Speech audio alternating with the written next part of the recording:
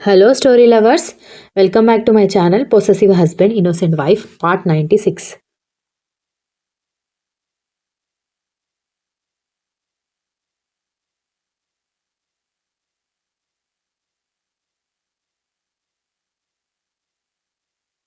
మధ్యాహ్నం విశ్వనాథ్ కర్ణ ఇద్దరికి విశాలాక్షమ్మ ఫోన్ చేయడంతో ఆ టైంకి ఎందుకు ఫోన్ చేస్తుందో అర్థం కాక ఇద్దరు కంగారు పడితే మహాలక్ష్మి భాస్కర్ ఇంటికి వచ్చారు 16 రోజుల పండుగ చేపించడానికి. తను వస్తూ వస్తూ ముత్తైదువులను కూడా తీసుకుని వచ్చింది. త్వరగా అమ్మాయికి పూసలు మారిస్తే అమ్మాయిని ఇంటికి తీసుకువెళ్తుందంట అని విశాలాక్షమ్మ చెప్పడంతో ఇప్పుడు కోడలు వాళ్ళ ఇంటికి ఎందుకమ్మా అని విశ్వనాథ్ అడిగేసరికి రేపటి నుంచి ఆషాఢం మొదలవుతుందంట్రా, కోడలు మన ఇంట్లో ఉండకూడదు కదా, అందుకే తీసుకువెళ్ళడానికి వచ్చింది అనగానే అవునా సరే మేము ఇంటికి వచ్చేటప్పుడు తీసుకురావాల్సినవి ఏమైనా ఉన్నాయా అనగానే మీరు కూడా కొన్ని ఎరుపు నలుపు పూసలు తీసుకుని రండి అని చెప్పింది విశాలాక్షమ్మ.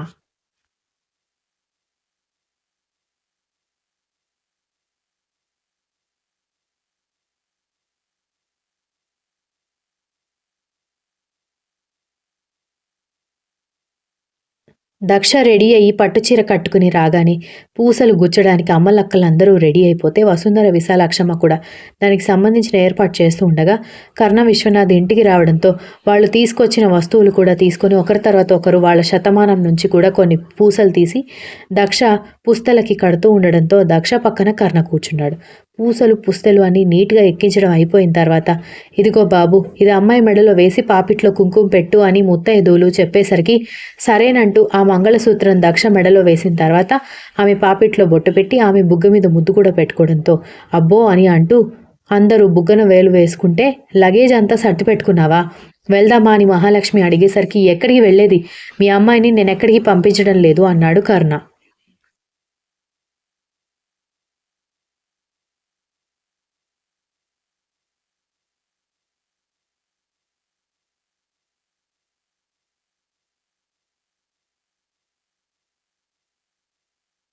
రేయ్ ఏం మాట్లాడుతున్నావురా, అంతా అయిపోయిన తర్వాత చివరిలో ఈ ట్విస్ట్ ఏంటి, తను ఇక్కడ ఉండకూడదు అనగానే సరే అయితే నేను కూడా వెళ్తాను అనగానే నువ్వు కూడా అక్కడికి వెళ్ళకూడదు అని విశాలాక్షమ్మ చెప్పేసరికి అసలేంటి కొత్త విషయాలు, నేను ఎందుకు వెళ్ళకూడదు, తను ఎందుకు ఇక్కడ ఉండకూడదు అనగానే అదంతే, ఆషాఢంలో అత్త కోడలు అత్త అల్లుడు ఒకే గడపలో తిరగకూడదు, అది మంచిది కాదు, అందుకే అమ్మాయిని వాళ్ళ పుట్టింటికి పంపించేస్తారు, 4 రోజుల తర్వాత తిరిగి వచ్చేస్తుందిలే, అంతగా కావాలంటే రోజు దాన్ని ఎక్కడికైనా బయటకు తీసుకుని వెళ్ళి మళ్ళీ వాళ్ళ ఇంట్లో డ్రాప్ చెయ్యి అని చెప్పడంతో నా వల్ల కాదు, తను లేకుండా నేను మన ఇంట్లో నా గదిలో ఉండలేను నానమ్మ అన్నాడు.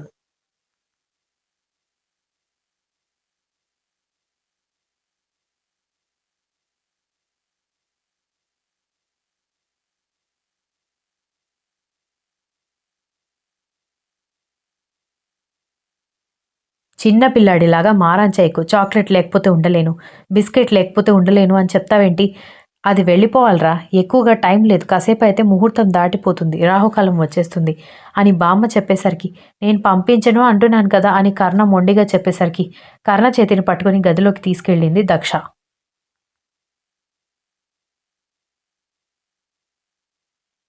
చూడు నువ్వు కూడా ఎంత రిక్వెస్ట్ చేసినా నేను నిన్ను పంపించబోయేది లేదు అనగానే అతని పెదాలని టక్కున అందుకోవడంతో అతను షాక్ అయిపోతే కాసేపటి తర్వాత అతని కళ్ళలోకి చూస్తూ నా కన్నయ్య గుడ్ బాయ్ చెప్పిన మాట వింటాడు, కళ్ళు మూసి తెరిచేలోపు అయిపోతుంది, పైగా మధ్య మధ్యలో మనం కలవచ్చని అమ్మమ్మ గారు కూడా చెప్తున్నారు కదా, ప్లీజ్ అండి నేను ఇక్కడ ఉండకూడదు అని చెప్పింది.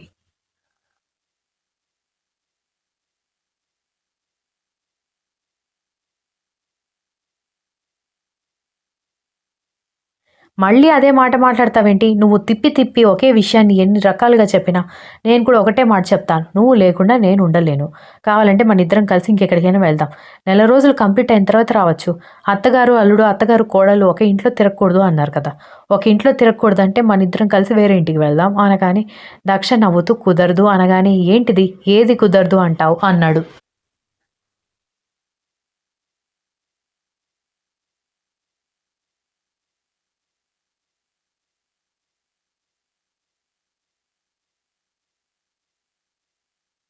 అవును. ఒకవేళ మీకు అత్తగారు, నాకు అత్తగారు లేకపోతే, నేను చెప్పేది మీకు అర్థమవుతుందా? ఇద్దరూ లేకపోతే వేరే ఇంటికి ఏంటి, అత్తగారి ఇంట్లోనే అమ్మాయి ఉండొచ్చు. అత్తగారు లేదు కాబట్టి, కానీ మా అత్తగారున్నారు, మీ అత్తగారున్నారు కాబట్టి మనం ఒక ఇంట్లో ఉండకూడదు అని చెప్పేసరికి కర్ణ అయోమయంగా చూస్తుంటే, మీరు బామ్మ దగ్గరికి వెళ్ళి అడగండి. తను క్లియర్గా చెప్తుంది. నేను వెళ్ళాలి అని చెప్పి లగేజ్ ప్యాక్ చేసుకుంటూ ఉంటే, నాకు తెలుసులే, మొదటి నుంచి నీకు నాతో కలిసి ఉండడమే ఇష్టం లేదు. ఎప్పుడు నాకు దూరం అవ్వాలా అన్నట్టుగానే ఆలోచిస్తావు. అందుకే ఇంత హుషారుగా బట్టలు ప్యాక్ చేసుకుంటున్నావు అనగానే దక్ష నవ్వుకుంటూ అతని మాటలకి రియాక్ట్ అవ్వకుండా లగేజ్ మొత్తం ప్యాక్ చేసుకుంది.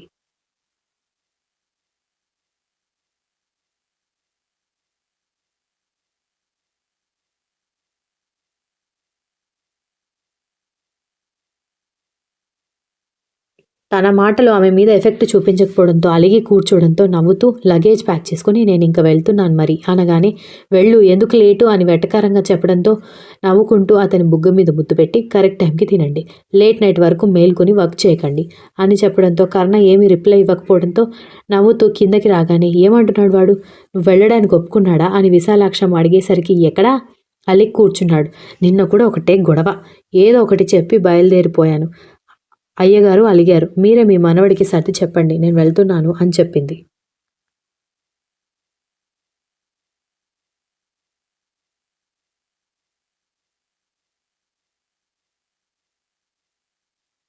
నేను చూసుకుంటానులే, నువ్వు జాగ్రత్త అని మహాలక్ష్మి వైపు చూసి నా మనవరాలికి అక్కడ ఏ లోటు జరగకూడదు మహాలక్ష్మి అని విశాలాక్షమ్మ చెప్పడంతో ఓయబ్బో పెళ్లికి ముందు వరకు నువ్వే నా కోడల్ని పోషించినట్టుగా మాట్లాడుతున్నావుగా, వాళ్ళమ్మ నాన్నకి కూతుర్ని ఎలా చూసుకోవాలో తెలియదా ఏంటి అని విశ్వనాథ్ చెప్పేసరికి తాతగారు విశాలాక్షమ్మ నవ్వుకుంటే వెళ్ళొస్తాను అత్తయ్య, వెళ్ళొస్తాను మావయ్య, వెళ్ళొస్తాను తాతగారు, ధాత్రి వచ్చాక నేను వెళ్ళానని చెప్పండి అని చెప్పి వెళ్ళడంతో నెల రోజులకి ఏమైపోతామని అంతలా వెళ్తున్నాను అని చెప్తున్నావు, వెళ్ళిరా అని విశాలాక్షమ్మ చెప్పడంతో మీరందరూ జాగ్రత్త, నాకు ఫోన్ చేస్తూ ఉండండి అని చెప్పేసరికి పెళ్లి చేసుకుని 2 వారాలు అయిందో లేదో అత్తగారి ఇంటి మీద కూతురికి ఉన్న బెంగ చూసి ఆశ్చర్యపోయింది మహాలక్ష్మి.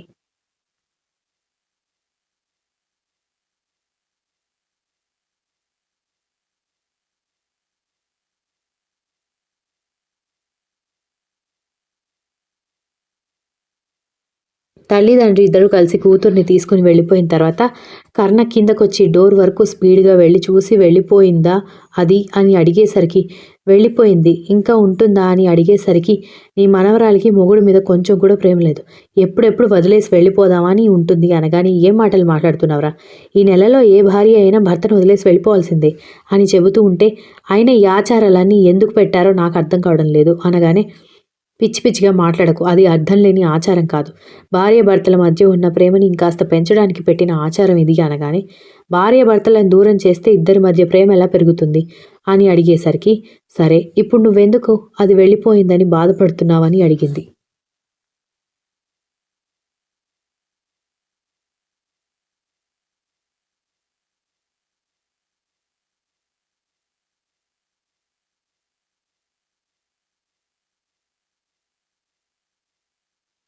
ఎన్నిసార్లు చెప్పాలి అది లేకుండా నేను ఉండలేనని అనగానే మరదే, అది లేకుండా నువ్వు ఉండలేవు కాబట్టి ప్రతి క్షణం దాని గురించి ఆలోచిస్తావు, ఇంకొకసారి దాన్ని ఎక్కడికి పంపించకూడదు అని మనసులో నిర్ణయించుకుంటావు, నీ దగ్గర ఉండేలా చేసుకోవాలి అనుకుంటావు, జాగ్రత్తగా చూసుకోవాలి అన్న మైండ్ సెట్ పెరుగుతుంది, ప్రతి క్షణం దాని గురించి ఆలోచిస్తూ ఉంటావు కాబట్టి దాన్ని చూడాలని దాని దగ్గరికి వెళ్ళాలని ఆలోచన ప్రతి క్షణం పెరుగుతూ ఉంటుంది, అది ప్రేమను పెంచడానికి ఉపయోగపడుతుంది కదా అనగానే అయితే మాత్రం ఇలా ప్రేమించుకునే వాళ్ళని దూరం చేసి ఇంకా ప్రేమ పెరిగేలా చేయడం ఎందుకు అని అడిగేసరికి అదంతే, నీకు చెప్పిన అర్థం కాదు, నోరు మూసుకో అని చెప్పింది విశాలాక్షమ్మ.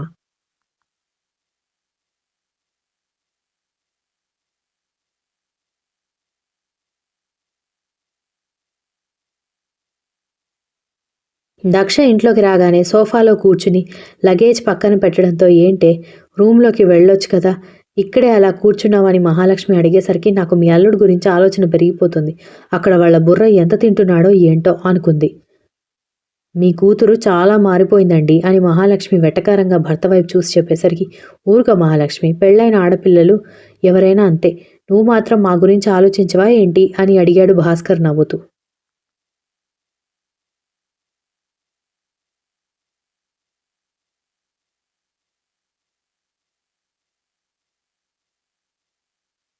తల్లిదండ్రుల మాటలు వినిపించుకోకుండా దక్ష కర్ణ గురించి ఆలోచిస్తూ ఉంటే అక్క ఎప్పుడొచ్చావు ఎలా ఉన్నావని అప్పుడే కాలేజ్ నుంచి వచ్చిన తమ్ముడు చెల్లెలు ఇద్దరు అక్కకి చెరొక వైపు కూర్చోడంతో ఈ లోకంలోకి వచ్చి ఇప్పుడే వచ్చి ఒక 10 నిమిషాలు అయింది మీరు వచ్చారు అని అంది. Continuous. If you like the story please like share comment and don't forget to subscribe.